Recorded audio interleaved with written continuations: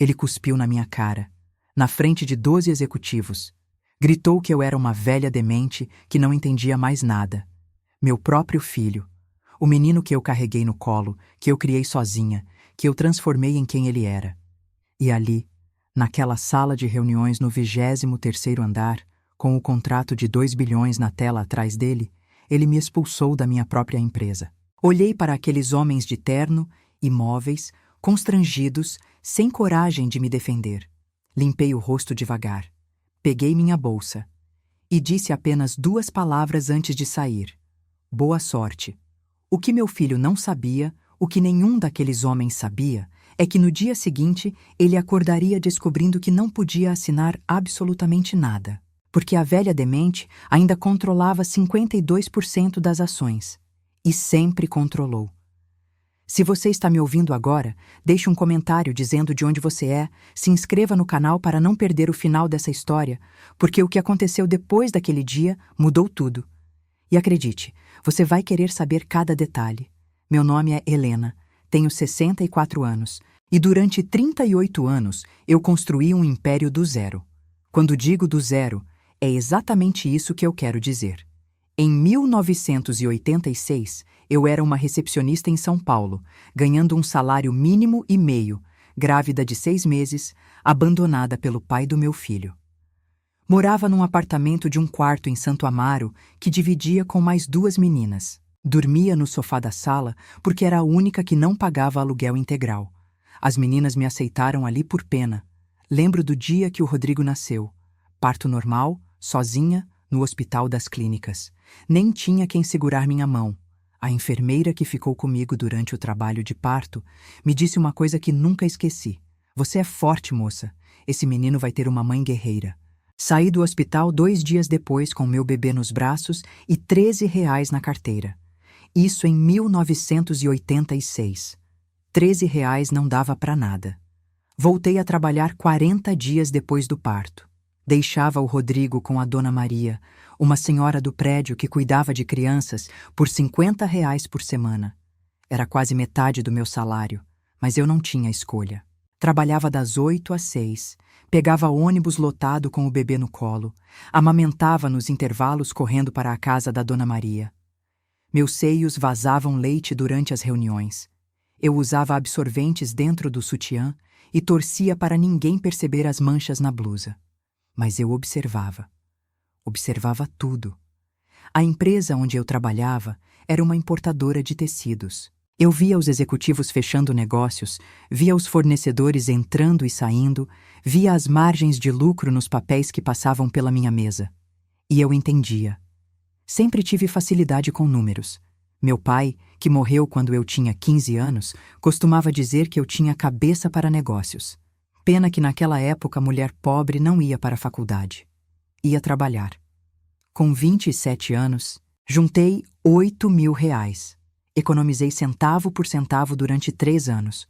Não comprava roupa, não saía, não ia ao cinema. As outras meninas do prédio achavam que eu era louca, mas eu tinha um plano. Comecei a importar tecidos por conta própria. Pequenas quantidades. Vendia para confecções no Brás. Acordava às 5 da manhã, deixava o Rodrigo com a Dona Maria, ia para o Brás vender antes de ir trabalhar. Aos sábados, eu passava o dia inteiro lá. Em 2 anos, eu estava faturando mais nos finais de semana do que no meu emprego. Pedi demissão. Minha chefe disse que eu estava cometendo o maior erro da minha vida. Que mulher sozinha com filho pequeno não podia arriscar assim. Mas eu arrisquei. E deu certo. Quando o Rodrigo tinha 7 anos, eu já tinha minha própria loja no Brás. Quando ele tinha 12, eu tinha 3 lojas. Quando ele completou 15, eu abri minha primeira fábrica em Guarulhos. Confecção própria. Deixei de ser só revendedora. Passei a criar. E o negócio explodiu. Durante todos esses anos foi só eu e ele. Nunca namorei, nunca me casei. Não tinha tempo, não tinha interesse. Minha vida era trabalhar e cuidar do meu filho. Coloquei ele nas melhores escolas. Pagava R$ 1.500 de mensalidade quando ainda morava num apartamento alugado de 2 quartos. As outras mães chegavam de carro importado, eu chegava de ônibus. Mas meu filho tinha o mesmo uniforme, os mesmos livros, as mesmas oportunidades. Ele era meu orgulho. Inteligente, bonito, comunicativo. Todo mundo adorava o Rodrigo. Ele tinha aquele jeito charmoso, sabe? Sabia conversar com as pessoas. Eu olhava para ele e pensava: valeu a pena cada sacrifício, cada noite sem dormir, cada refeição que eu pulei para pagar a escola dele, cada roupa velha que eu usei enquanto ele andava impecável. Paguei faculdade particular, administração de empresas na Fundação Getúlio Vargas. R$ 60 mil por ano. Ele queria morar sozinho durante a faculdade. Disse que precisava de independência. Aluguei um apartamento para ele em Pinheiros. 2 quartos, garagem, 1.000 metros do campus. R$ 4.000 de aluguel. Dava mesada de 3 mil por mês para despesas. Ele tinha 20 anos e vivia melhor do que eu vivia aos 40. Enquanto isso, eu continuava trabalhando 12, 14 horas por dia. A empresa crescia. Abri mais 2 fábricas. Comecei a exportar. Fechei contratos com redes de varejo. Em 2015, faturei meu primeiro bilhão. R$ 1 bilhão. A mulher que tinha saído do hospital com R$ 13 na carteira agora movimentava bilhões. Quando o Rodrigo se formou, eu o trouxe para a empresa. Obviamente. Ele era meu único filho, meu único herdeiro. Para quem mais eu estava construindo tudo aquilo? Comecei dando a ele uma posição de gerente comercial. Salário de R$ 30 mil por mês. Ele tinha 23 anos. No começo, ele era dedicado. Chegava cedo, participava das reuniões, dava ideias. Eu ficava emocionada vendo meu filho ali, de terno e gravata, comandando equipes. Tudo que eu sempre quis. Ver ele bem-sucedido, ver ele assumindo o que eu construí. Mas alguma coisa começou a mudar quando ele conheceu a Mariana. Ela era de uma família tradicional de São Paulo. O pai, dono de uma rede de concessionárias. A mãe, socialite. Gente que sempre teve dinheiro, sabe? Aquele tipo de gente que nunca precisou lutar por nada. O Rodrigo ficou deslumbrado. Começaram a namorar e eu notei que meu filho estava diferente. Mais arrogante. Mais exigente. Reclamava do carro que eu tinha dado para ele. Um Honda Civic Zero. Disse que era constrangedor chegar na casa da Mariana com aquele carro. Que o pai dela tinha 3 Mercedes na garagem. Comprei uma BMW para ele. R$ 180 mil. Achei que ia resolver. Não resolveu. Agora ele reclamava da minha casa. Eu morava numa casa de 300 metros quadrados em Moema. Bonita, confortável, comprada com meu suor. Mas para ele não era mais suficiente. A família da Mariana morava num condomínio fechado em Alphaville, numa mansão de 1.000 metros. Ele começou a ter vergonha de me levar lá. Um dia ele chegou em casa e disse que estava noivo. Não pediu minha opinião, não perguntou o que eu achava. Apenas informou. O casamento seria no Unique, um dos lugares mais caros de São Paulo. A família da Mariana pagaria metade, eu deveria pagar a outra metade. R$ 250 mil. Eu paguei. O casamento foi lindo, não vou mentir. Mas eu me senti invisível. Durante os discursos, o Rodrigo agradeceu a família da Mariana pela receptividade, pelos conselhos, pelo apoio. Falou do sogro como um mentor. Não mencionou meu nome uma vez. Nem uma vez. Eu estava sentada na primeira mesa, de vestido de festa que custou R$ 15 mil, ouvindo meu filho agradecer a todo mundo menos a mim.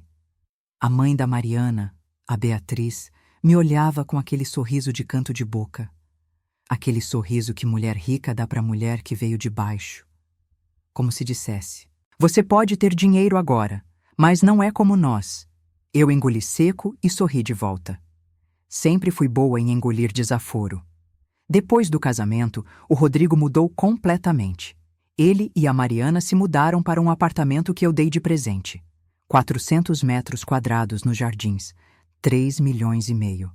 Além disso, aumentei o salário dele para 80 mil por mês. A Mariana não trabalhava. Nunca trabalhou.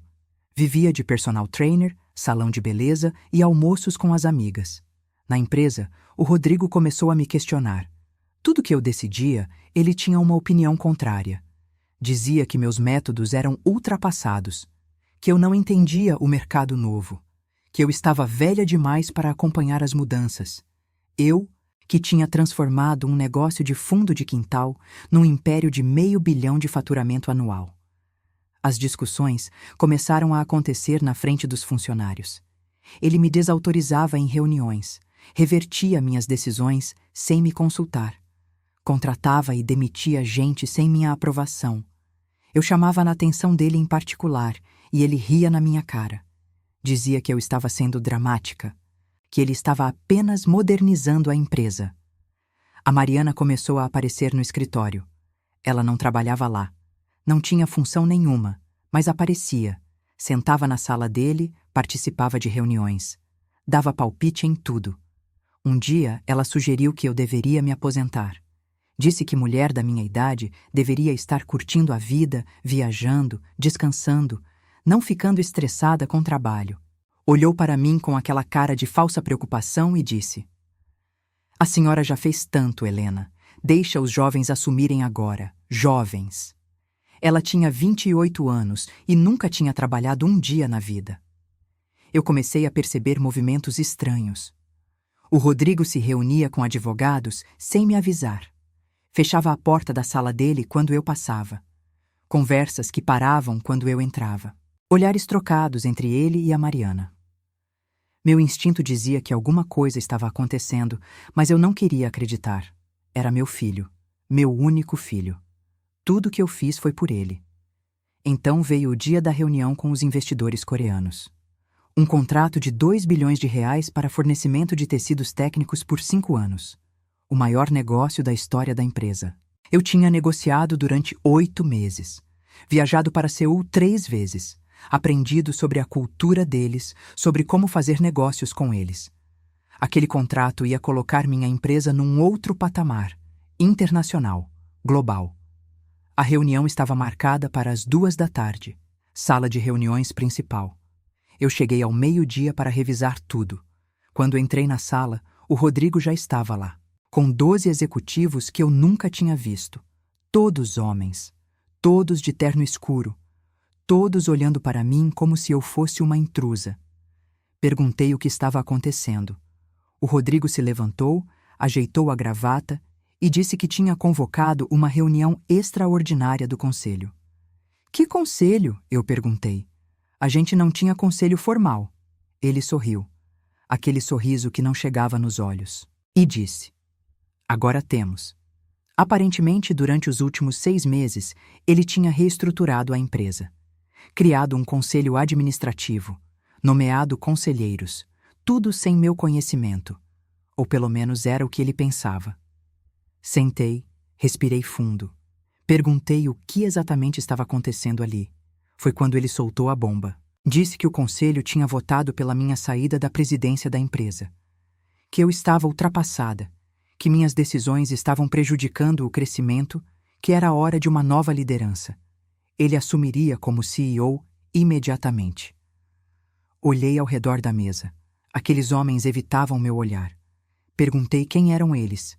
O Rodrigo respondeu que eram consultores empresariais, advogados corporativos, especialistas em reestruturação, gente que a Mariana tinha indicado, gente da rede do sogro dele. Comecei a falar. Disse que aquilo era um absurdo, que a empresa era minha, que eu tinha construído tudo. O Rodrigo me interrompeu. Levantou a voz.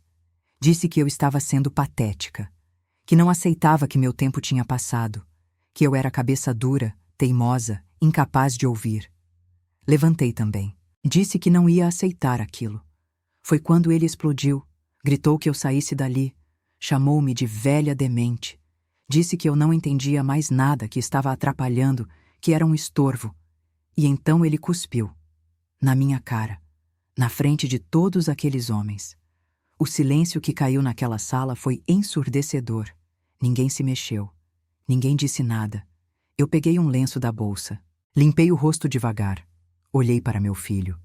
Para o menino que eu carreguei no colo. Que eu amamentei.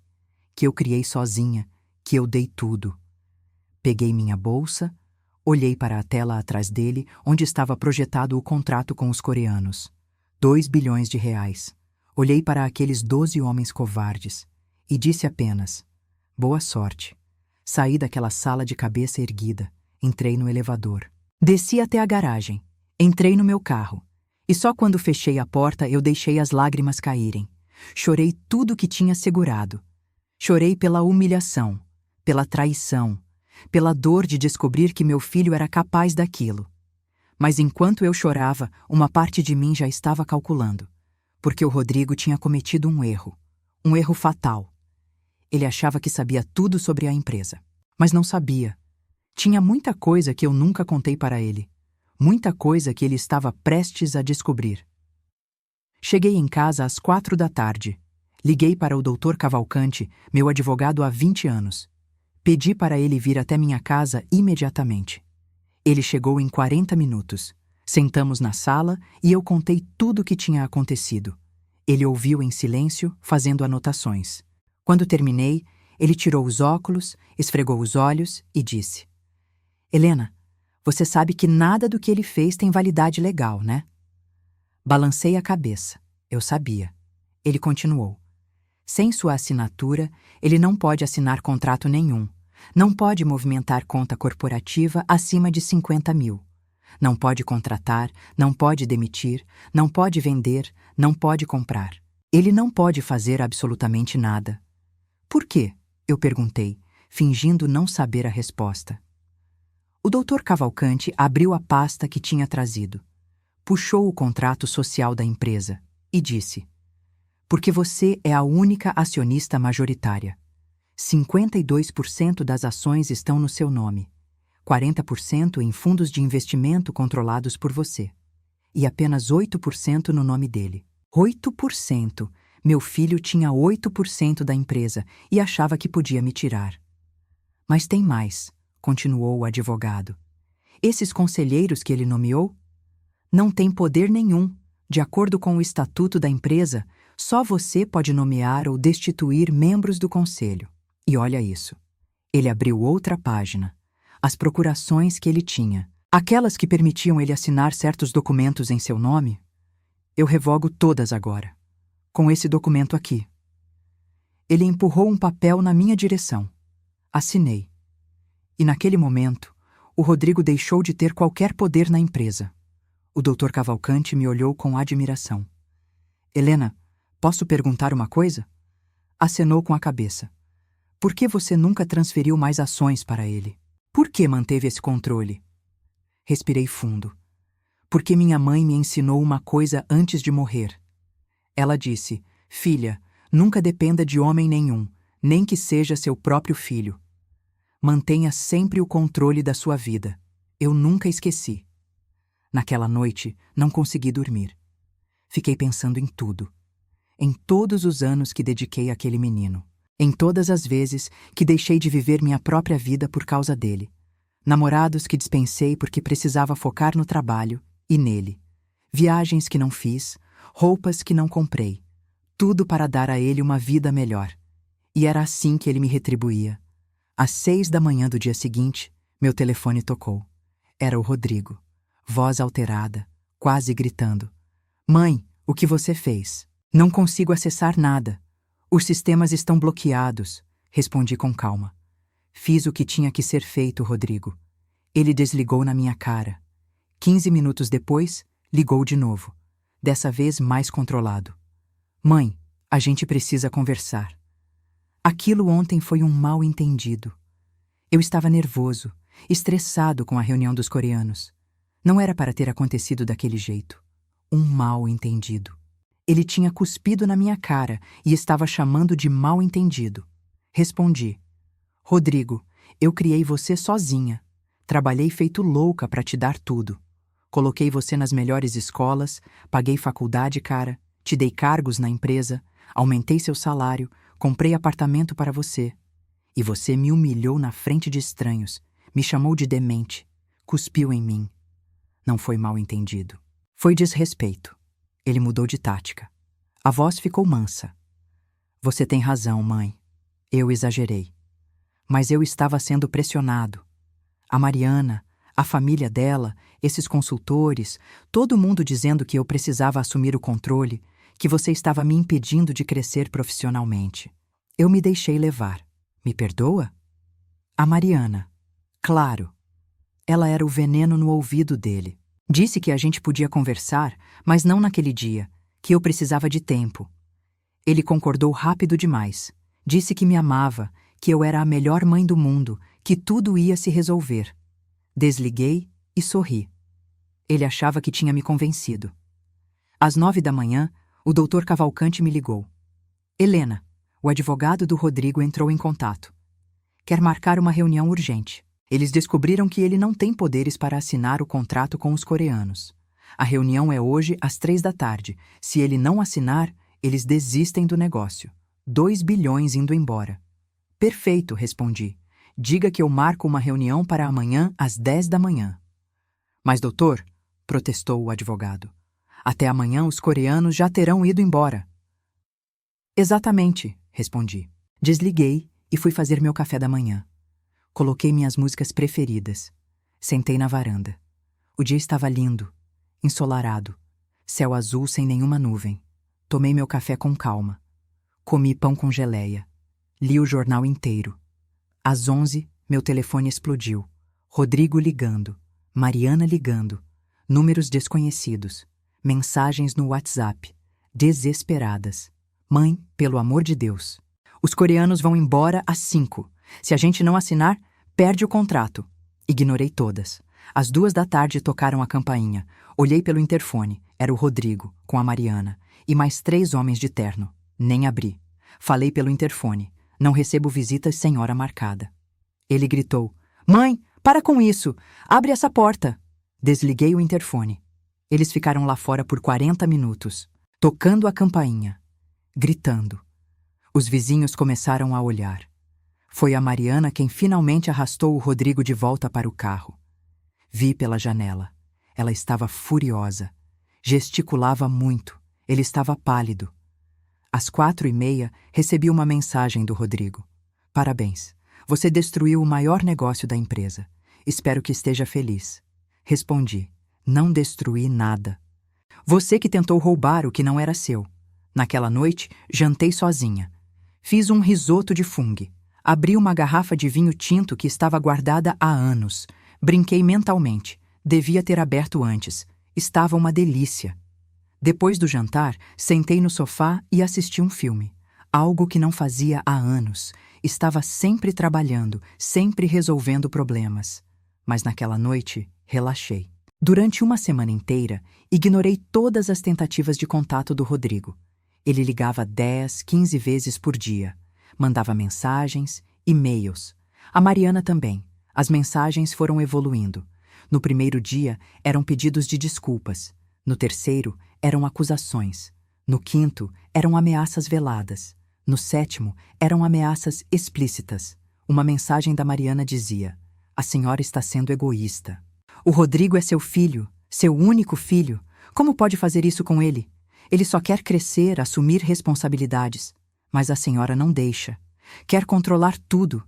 Isso não é amor. É possessividade doentia. Outra mensagem, essa do Rodrigo. Você sempre fez tudo para me controlar. Nunca deixou eu crescer. Sempre quis que eu fosse dependente de você. Isso é tóxico, mãe. Você precisa de terapia. Li. Respirei. Deletei. Enquanto isso, eu trabalhava, mas não na empresa antiga. Eu tinha outros planos. Planos que comecei a estruturar há 3 anos, quando percebi que o Rodrigo estava mudando. Quando vi os primeiros sinais de que ele estava se tornando outra pessoa. Eu não sou boba.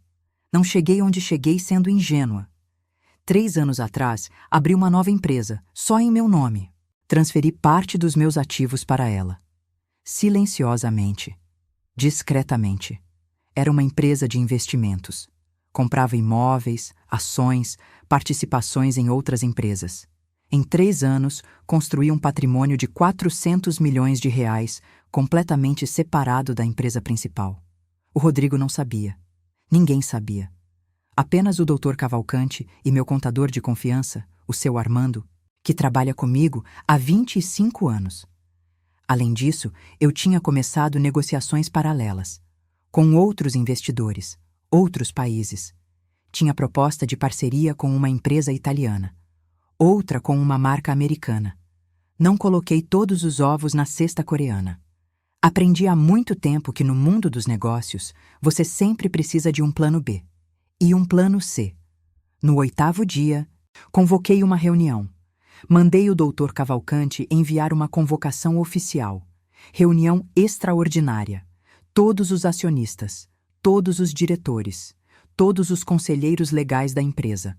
Data: segunda-feira, 10 da manhã. Quando chegou o dia, entrei naquela sala de reuniões de salto alto, tailleur azul marinho, cabelo preso, maquiagem impecável.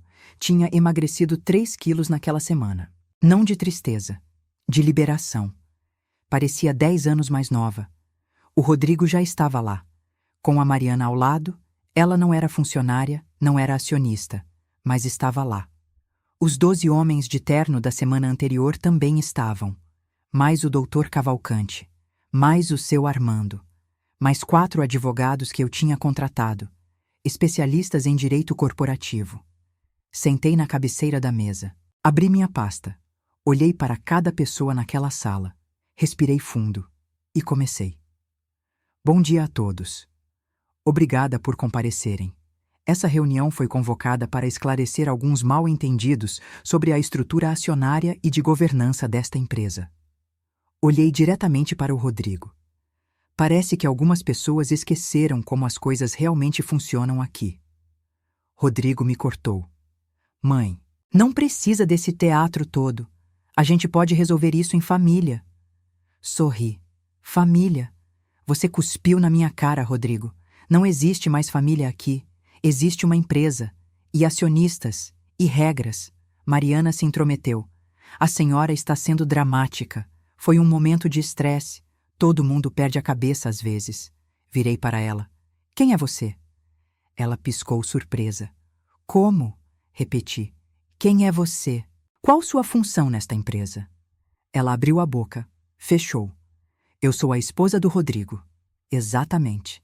Você não é funcionária, não é acionista, não é conselheira. Você não tem absolutamente nenhuma relação com esta empresa. Então vou pedir, educadamente, que se retire desta sala. Agora. Ela olhou para o Rodrigo, esperando que ele a defendesse. Ele começou. Mãe, ela está aqui porque... Porque nada, interrompi. Ou ela sai, ou eu encerro essa reunião agora e todos vocês vão receber notificações judiciais até o fim do dia. Mariana levantou, vermelha de raiva. Pegou a bolsa. Antes de sair, cuspiu. Você é uma mulher amarga. Por isso nunca ninguém quis ficar com você. Sorri. Querida, eu escolhi não ficar com ninguém. Porque homem nenhum merecia o que eu tinha para oferecer. E pelo jeito, criei um filho que também não merece. Ela saiu batendo a porta. Rodrigo estava pálido. Continuei. Dr. Cavalcante, por favor, apresente os documentos. O advogado abriu uma pasta. Começou a distribuir cópias para todos na mesa. Esses documentos, comecei, mostram a estrutura acionária real desta empresa. Contrariando o que algumas pessoas possam acreditar, eu, Helena Rodrigues da Silva, detenho 52% das ações ordinárias com direito a voto. Adicionalmente, controlo 40% das ações através de 3 fundos de investimento, dos quais sou a única cotista. Isso significa que eu controlo 92% desta empresa. Os 12 homens começaram a cochichar entre si. Rodrigo estava imóvel. Prossegui. O Rodrigo possui 8% das ações. 8. Ele não tem maioria. Não tem controle. Não tem poder de voto para decisões estratégicas. De acordo com o Estatuto Social, que também está nos documentos que vocês acabaram de receber, apenas o acionista majoritário pode nomear ou destituir membros do conselho. Apenas o acionista majoritário pode aprovar contratos acima de 10 milhões de reais. Apenas o acionista majoritário pode alterar a estrutura da empresa. Virei para os 12 homens. Vocês que foram ilegalmente nomeados como conselheiros não têm absolutamente nenhum poder. Suas nomeações são inválidas. Seus votos são inválidos. Suas presenças aqui são irrelevantes. Um deles, um sujeito grisalho de uns 60 anos, levantou a mão.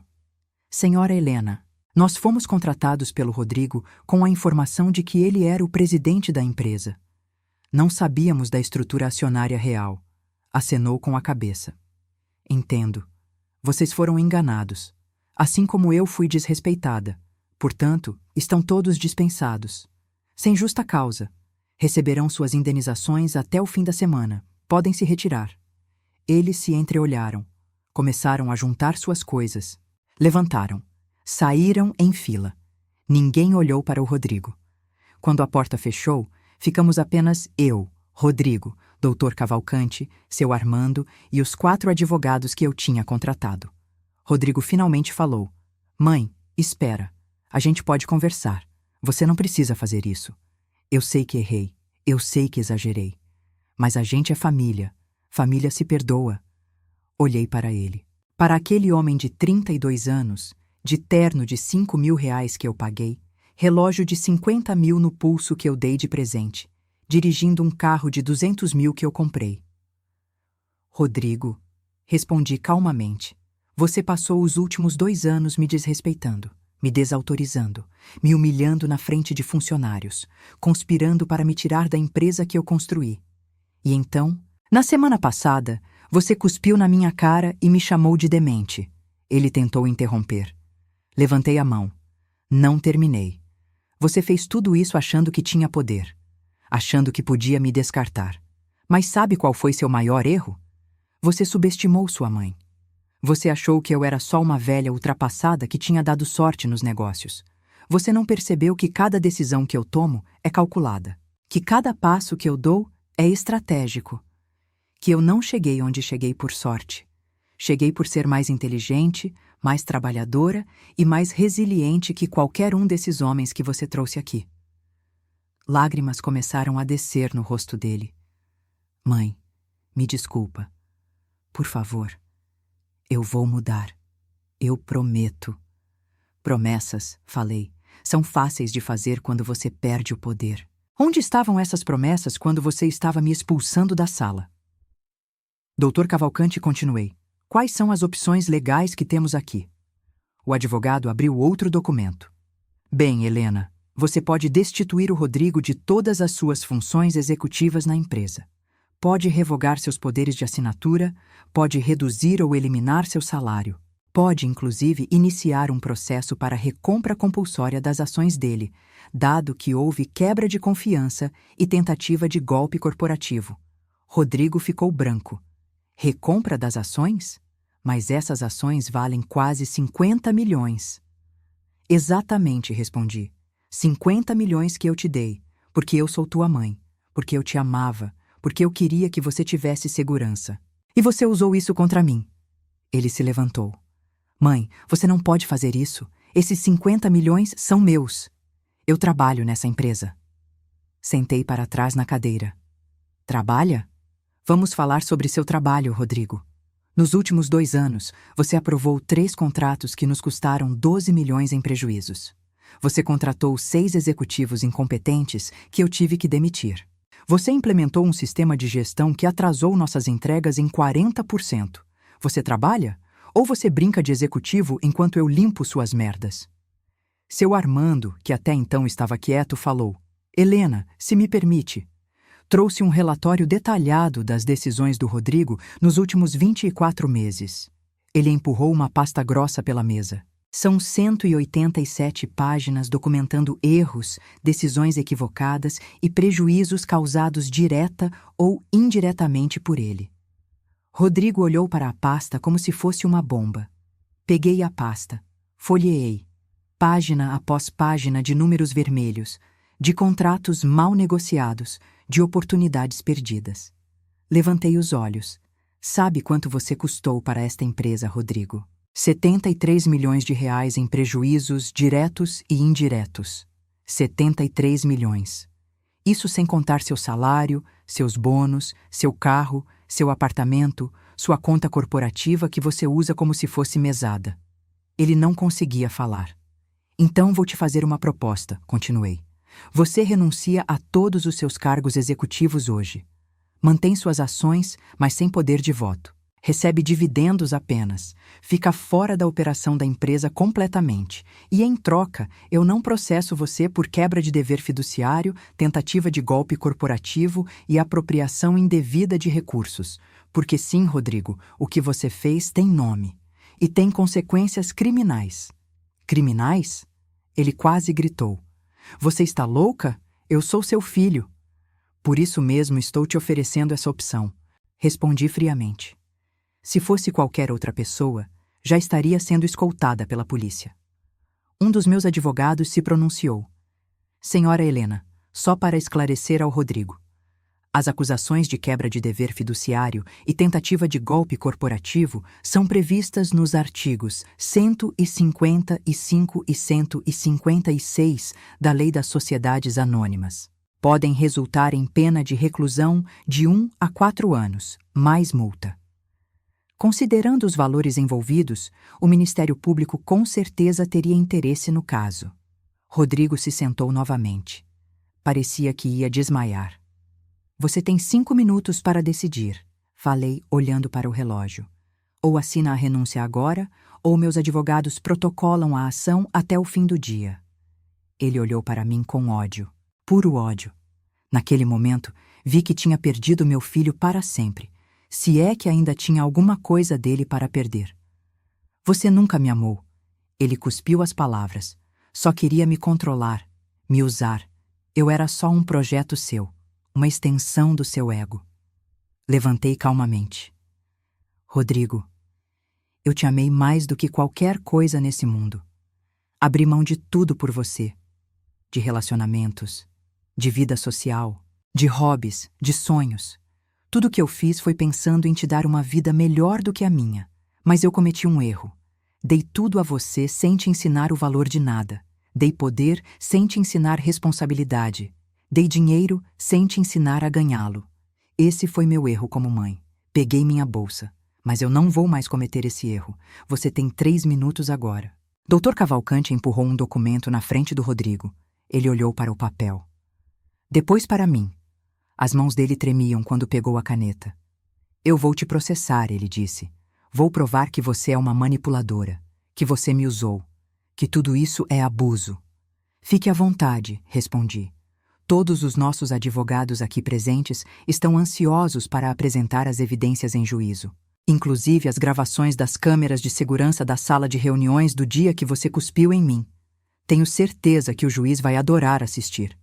Ele assinou. Jogou a caneta na mesa. Ótimo, falei. A partir deste momento, você não tem mais função executiva nesta empresa. Seu acesso aos sistemas será revogado. Seu salário, cancelado. Você receberá apenas dividendos proporcionais aos seus 8% de ações, pagos trimestralmente. O apartamento que está em seu nome continua sendo seu. O carro também. Isso é mais do que você merece, mas ainda sou sua mãe. Ele levantou. Me olhou com tanto desprezo que quase dei um passo atrás. Mas me mantive firme. Você vai se arrepender disso, ele disse. Mariana tinha razão. Você é uma mulher amarga que nunca soube amar. Sorri tristemente. Se amar significa deixar as pessoas me desrespeitarem, me humilharem e me roubarem, então você está certo. Eu não sei amar assim. E agradeço por não saber. Ele saiu. Bateu a porta com tanta força que o quadro na parede tremeu. Quando ele saiu, minhas pernas fraquejaram. Sentei pesadamente. Dr. Cavalcante colocou a mão no meu ombro. Você fez o que tinha que fazer, Helena. Acenou com a cabeça, mas as lágrimas vieram. Chorei ali na frente de todos. Não de arrependimento, de luto. Estava enterrando meu filho. Ou melhor, a ilusão que eu tinha dele. Nos dias seguintes, foquei no trabalho. Reativei o contrato com os italianos que estava em negociação. Eles toparam termos ainda melhores que os coreanos. 1 bilhão e 800 milhões por 4 anos. Assinei, sozinha. Reestruturei toda a empresa. Demiti os incompetentes que o Rodrigo tinha contratado. Trouxe gente competente, gente com fome de trabalhar, de crescer. Implementei novos sistemas, novas estratégias. Em 3 meses, a empresa estava mais lucrativa do que nunca. Faturamos 150 milhões apenas no trimestre. Um recorde. Enquanto isso, Rodrigo e Mariana estavam passando dificuldades. Parece que o padrão de vida deles dependia do salário de 80 mil por mês. Os dividendos que ele recebia, mesmo com os lucros bons, davam cerca de 20 mil por trimestre. Menos de 7 mil por mês. Não dava nem para pagar o condomínio do apartamento. Soube por terceiros que eles tiveram que vender a BMW. Depois, começaram a atrasar o condomínio. Mariana teve que dispensar a personal trainer, a manicure em domicílio, as aulas de pilates. O sogro dela, que tanto tinha ajudado o Rodrigo na tentativa de golpe, sumiu quando viu que não tinha mais poder a ser aproveitado. Rodrigo tentou arrumar emprego. Descobriu que no mercado, sem o sobrenome da empresa da mãe, ele não era nada. Nenhuma grande empresa quis contratá-lo. Ficou 6 meses desempregado. Mariana começou a reclamar. Dizem que os vizinhos ouviam as brigas. Ela gritava que ele tinha destruído tudo, que era um fracassado, que dependia da mãe e tinha sido burro demais para perceber. Exatamente as mesmas coisas que ela dizia sobre mim meses antes. 1 ano depois daquele dia fatídico na sala de reuniões, recebi um telefonema. Era a Mariana. Não atendi. Ela ligou mais 7 vezes. Deixou mensagem. Dona Helena, a gente precisa conversar. É sobre o Rodrigo. Ele está mal. Muito mal. Acho que a senhora deveria... Deletei a mensagem sem ouvir até o fim. 2 dias depois, recebi um e-mail do Rodrigo. Longo, dramático, dizendo que tinha perdido tudo, que estava em depressão, que tinha perdido o rumo da vida, que percebia agora que tinha errado, que queria uma chance de recomeçar, que queria voltar para a empresa. Li o e-mail 3 vezes. Depois arquivei sem responder. 1 semana depois, ele apareceu na porta da minha casa. Magro, barba por fazer, olheiras fundas. Mal consegui reconhecê-lo. Tentou entrar. Bloqueei a passagem. Mãe, por favor, me escuta. Estou em silêncio. Ele continuou. Eu errei. Eu sei que errei. Fui arrogante, fui estúpido, fui ingrato. Mas eu aprendi. Juro que aprendi.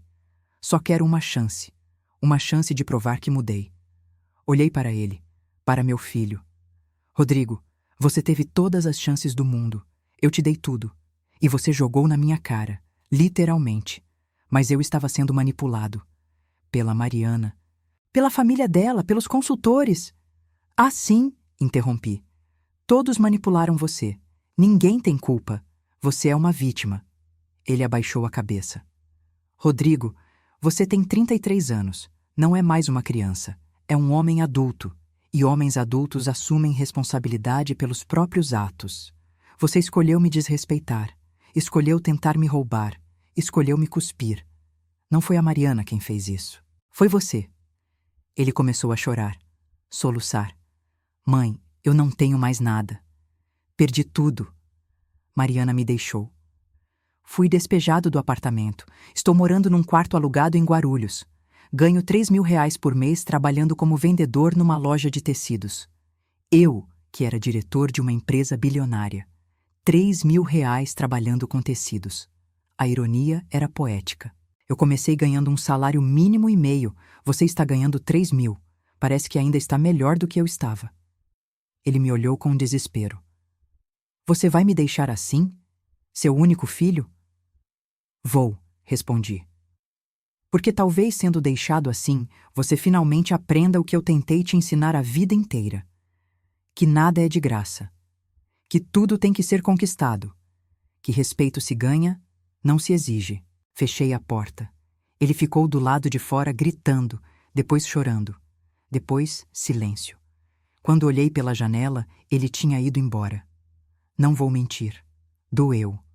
Doeu muito, mas era necessário. Nos meses seguintes, foquei em mim.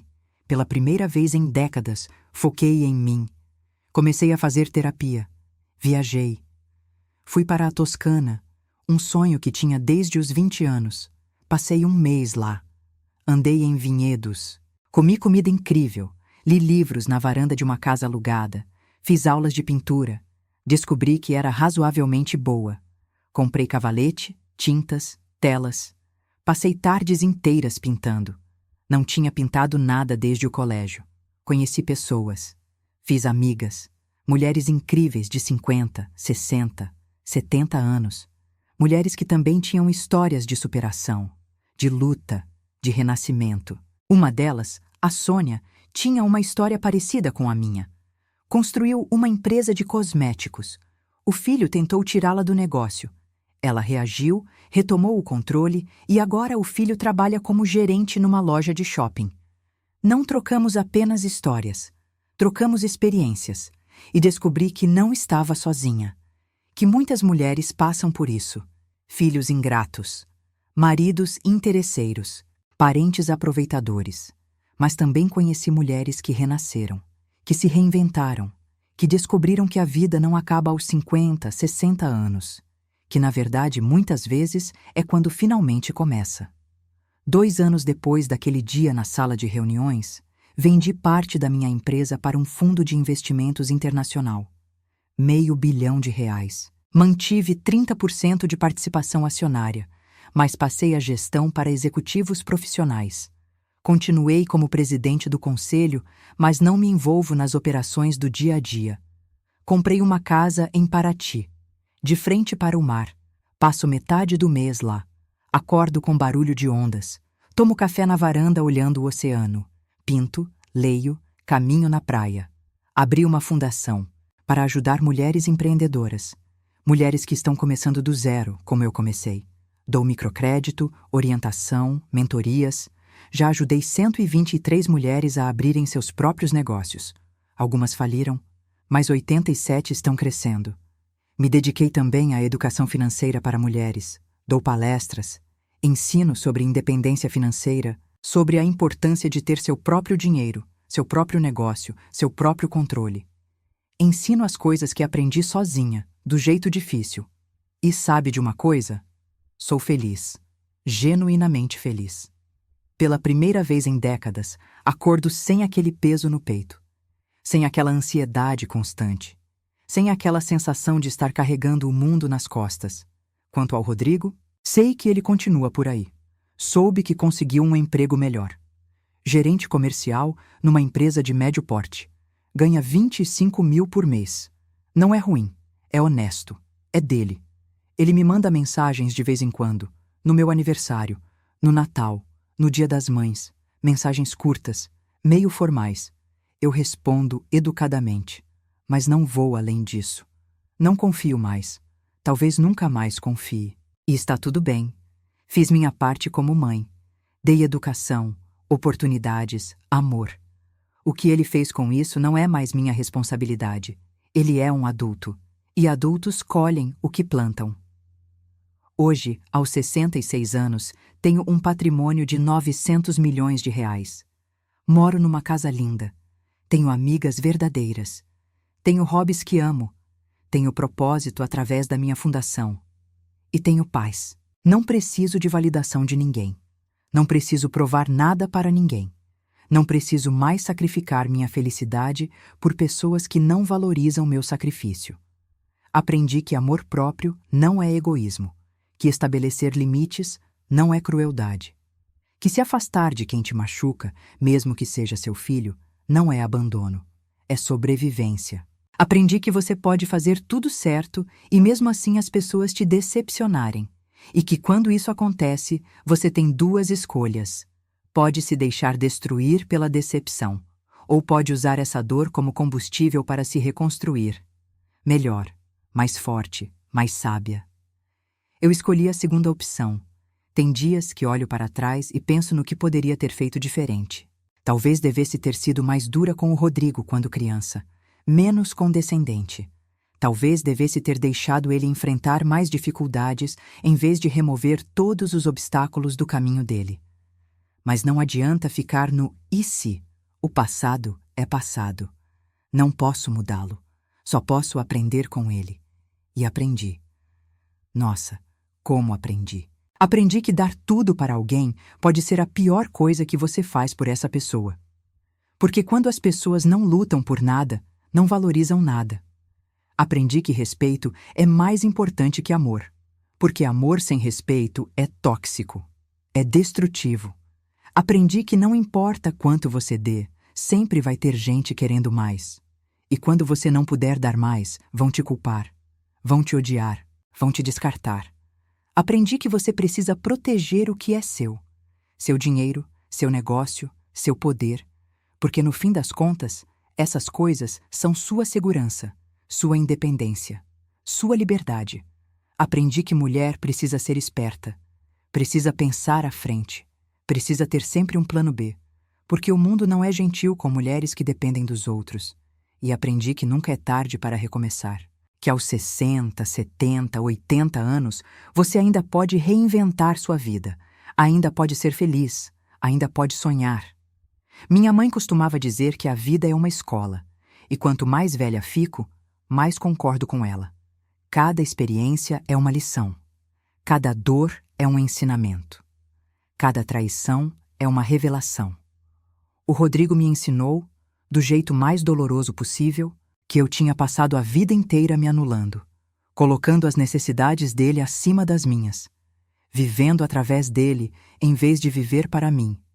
E quando ele me tirou essa muleta, quando me forçou a ficar de pé sozinha, eu descobri algo surpreendente. Eu não precisava dele. Nunca precisei. Eu sempre fui forte o suficiente sozinha. Na verdade, sem o peso de cuidar dele, de me preocupar com ele, de limpar suas bagunças, eu me tornei mais forte ainda. Então, de uma forma estranha e perversa, sou grata a ele. Porque me libertou, me forçou a acordar, me obrigou a olhar no espelho e perguntar: Helena, o que você quer da vida? Não o que você quer para seu filho. O que você quer para você? E pela primeira vez em décadas, tive que pensar nessa resposta. Hoje sei a resposta. Quero paz. Quero liberdade. Quero fazer o que amo, quando quero, como quero. Quero acordar sem ansiedade. Quero dormir sem mágoas. Quero viver cada dia como se fosse um presente, não uma obrigação. E é exatamente isso que tenho feito. Semana passada, estava na varanda da minha casa em Paraty, pintando o pôr do sol. A brisa do mar balançava meu cabelo. Tinha uma taça de vinho ao lado. Uma playlist de bossa nova tocando baixinho. E eu parei, coloquei o pincel de lado e pensei: caramba, eu consegui. Consegui sair do fundo do poço. Consegui reconstruir. Consegui não apenas sobreviver, mas prosperar. E se eu conseguir, qualquer mulher consegue. Não importa a sua idade, não importa a sua situação, não importa quantas vezes te derrubaram. Você pode levantar, pode lutar, pode vencer. Mas para isso, você precisa acreditar em si mesma, precisa valorizar seu próprio trabalho, seu próprio suor, suas próprias conquistas. Precisa parar de dar poder para pessoas que não merecem, precisa proteger o que é seu e precisa, acima de tudo, se colocar em primeiro lugar. Isso não é egoísmo. É sobrevivência. Mulheres passam a vida inteira sendo ensinadas a se sacrificar. Pela família, pelos filhos, pelos maridos. A se anular. A ser pequena para que outros possam ser grandes. Mas ninguém te dá medalha por isso. Ninguém te agradece. E no fim, quando você não tiver mais nada para dar, vão te descartar como se você nunca tivesse valido nada. Então não faça isso. Não se anule. Não se diminua. Não dê tudo de você até não sobrar nada. Mantenha sempre algo para você. Seu poder, seu dinheiro, seu espaço, sua dignidade. Porque no fim das contas, a única pessoa que vai estar com você para sempre é você mesma.